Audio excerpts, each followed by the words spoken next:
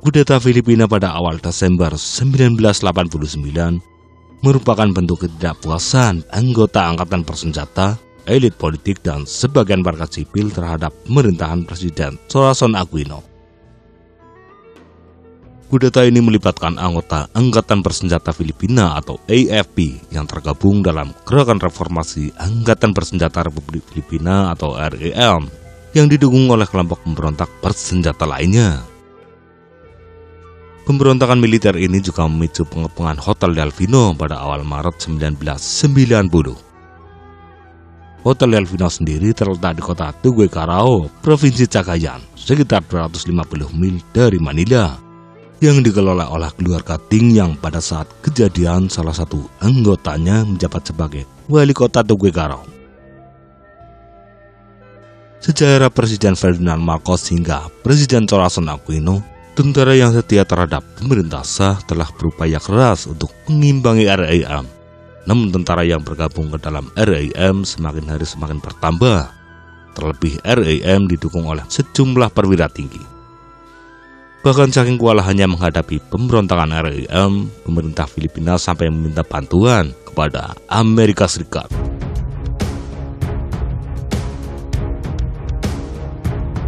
Sejak Corazon Aquino mulai menjabat sebagai Presiden ke-11 Filipina, tingkat korupsi di pemerintahan maupun angkatan bersenjata tidak kunjung menurun. Bahkan jenjang karir anggota militer maupun kepolisian tidak ada perubahan yang cukup berarti, di mana kenaikan pangkat atau jabatan cenderung tidak ditentukan oleh prestasi, melainkan oleh dukungan istimewa atau rekomendasi seseorang. Aquino juga memecat semua orang yang bekerja di era Presiden Marcos, termasuk melakukan rekonsiliasi dengan pemberontak komunis yang sangat dimusuhi oleh aparat keamanan. Karena merasa kecewa dengan langkah kepemimpinan Presiden Aquino, banyak anggota keamanan memilih mengundurkan diri, termasuk Letnan Kolonel Rodolfo Espejo Aguinaldo yang mundur dari jabatan Komandan Divisi Cagayan pada tahun 1987. Aguinaldo kemudian mengikut pemilihan Gubernur Cagayan hingga terpilih sebagai Gubernur Cagayan pada tahun 1988. Selama menjabat sebagai Gubernur Cagayan, Aguinaldo dikenal sebagai Rambo Filipina karena sering ikut anak buahnya untuk patroli keamanan. Ia juga dianggap sebagai Panglima Perang Provinsi karena membangun basis ekonomi independen menggunakan pendapatan dari penebangan kayu, penyelundupan, serta perjudian. Selain untuk pembangunan wilayah dan kemakmuran rakyatnya, dana yang berhasil dikumpulkan digunakan oleh Aguinaldo untuk membentuk tentara independen yang terdiri dari 1.200 orang suku Eta dan bekas gerilyawan Tentara Rakyat Baru atau NPA atau juga sayap bersenjata Partai Komunis Filipina. Pada dasarnya Aguinaldo adalah seorang anti-komunis, namun tidak menolak seorang komunis yang bertobat dan masuk ke dalam lingkarannya. Aguinaldo juga telah bergabung dengan REM sejak awal pembentukan. Bahkan dalam kudeta sebelumnya pada tahun 1987, ia turut serta merebut markas militer regional Lembah Cagayan di kota Tuguegarao.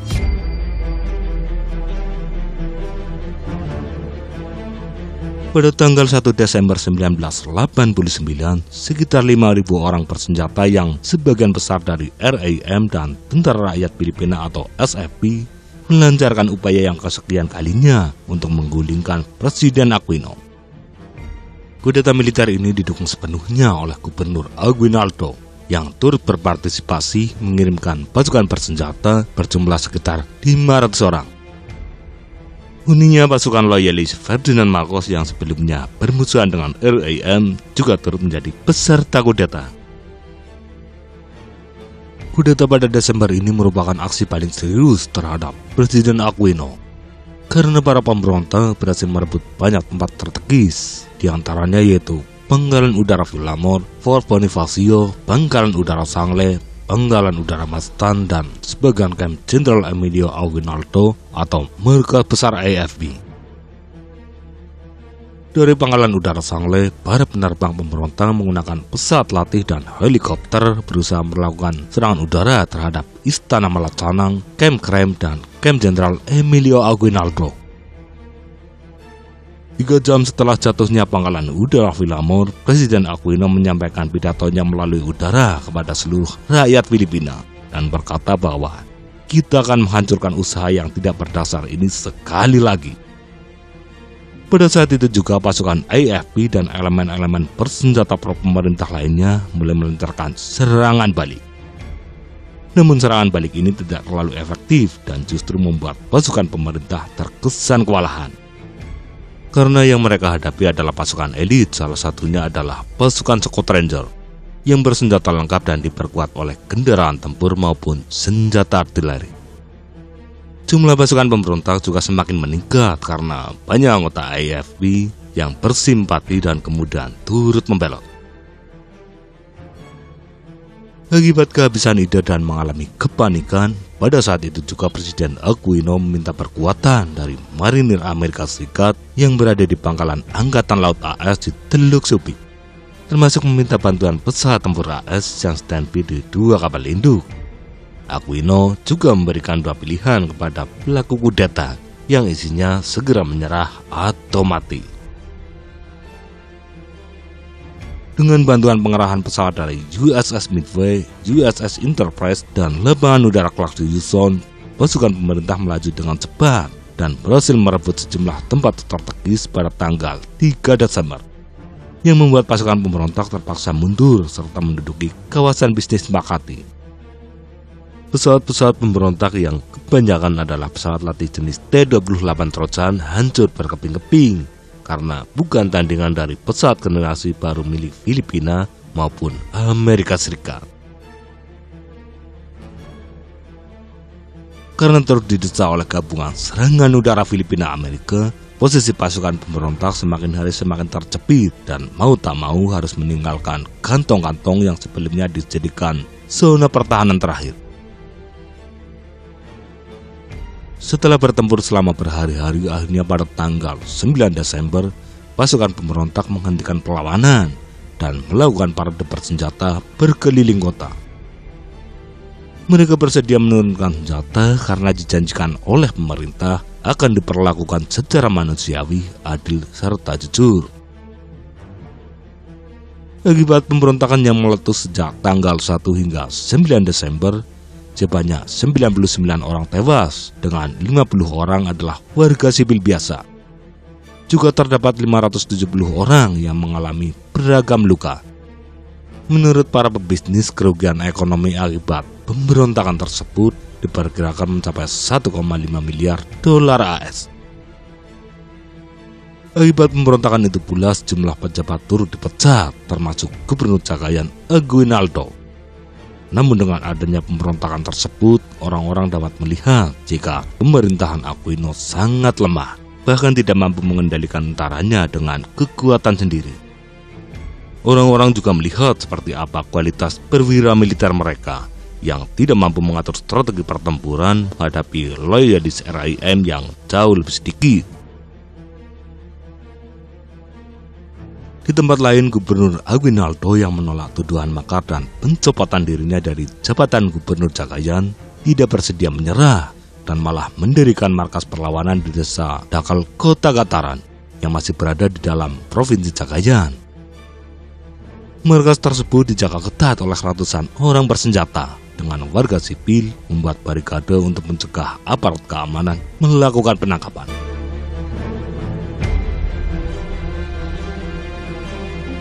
Memasuki bulan Maret 1990, pihak pemerintah menyampaikan ultimatum jika Aguinaldo akan ditangkap dan pasukannya akan dihancurkan oleh aparat keamanan.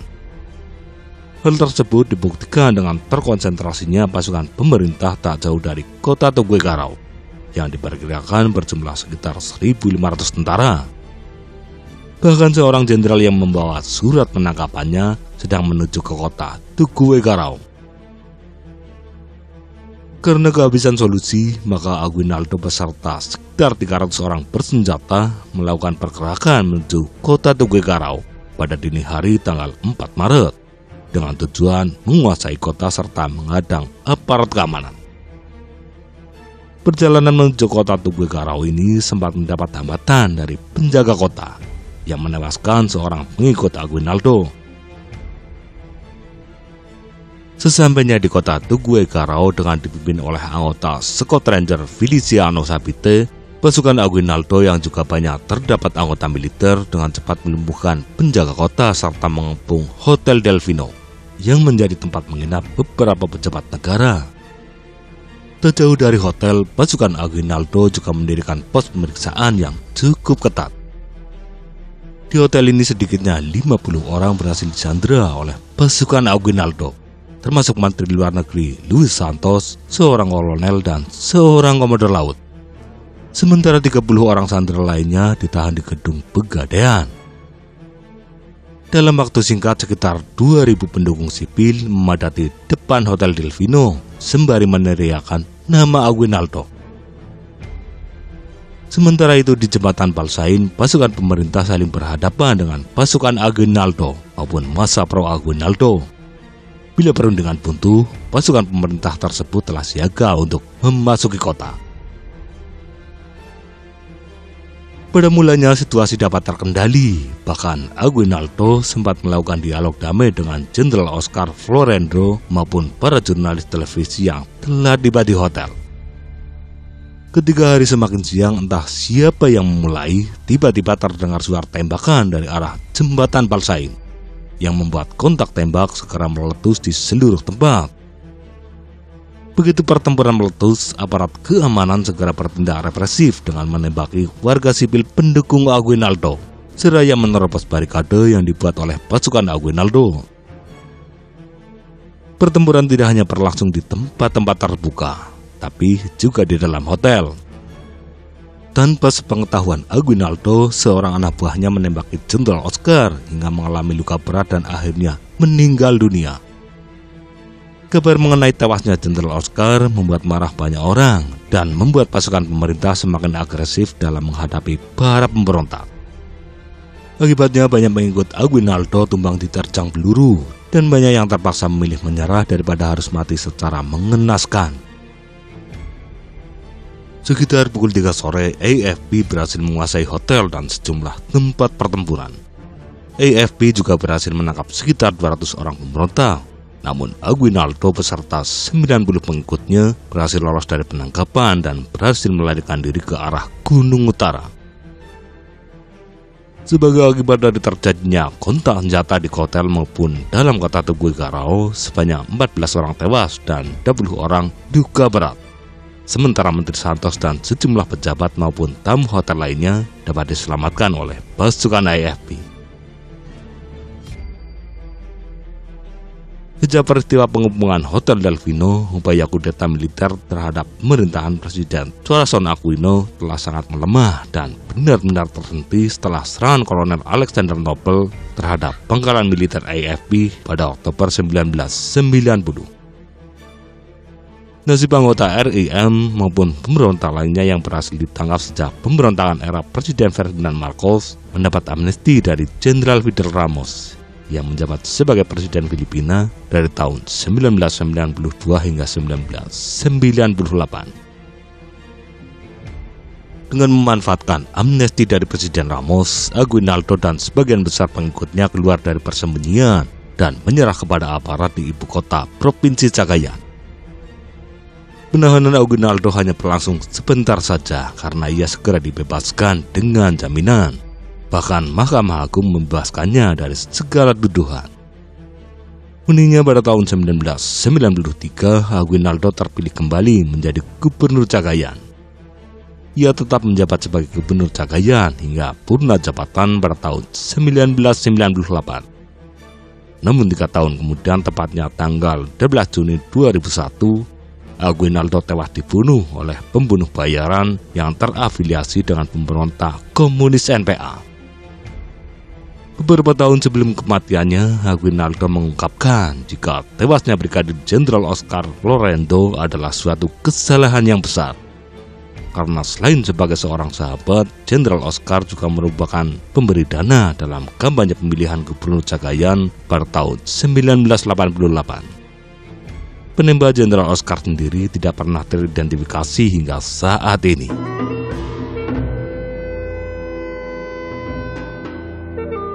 Menurut banyak orang, kudeta militer di Filipina pada tahun 1989 tidak perlu terjadi. Karena pada saat itu, Tory Aquino masih berupaya memperkuat demokrasi serta sedang berupaya mereformasi hukum. Di samping itu, Tory juga berhasil menekan hutang luar negeri dari 87,9% pada awal pemerintahan menjadi 67,8%.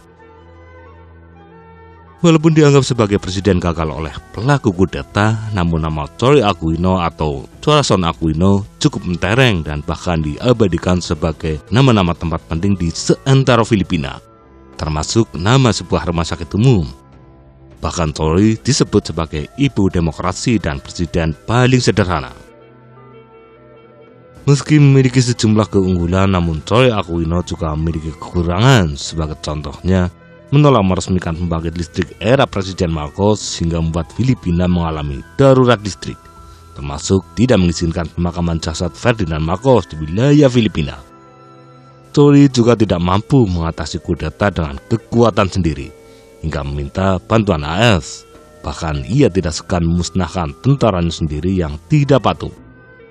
Hal tersebut diungkapkan oleh mantan Kepala Staf Gabungan Jenderal Colin Powell yang mengatakan jika Tory menelpon Gedung Putih dan meminta agar AS mengebom lapangan udara dan posisi pasukan kudeta.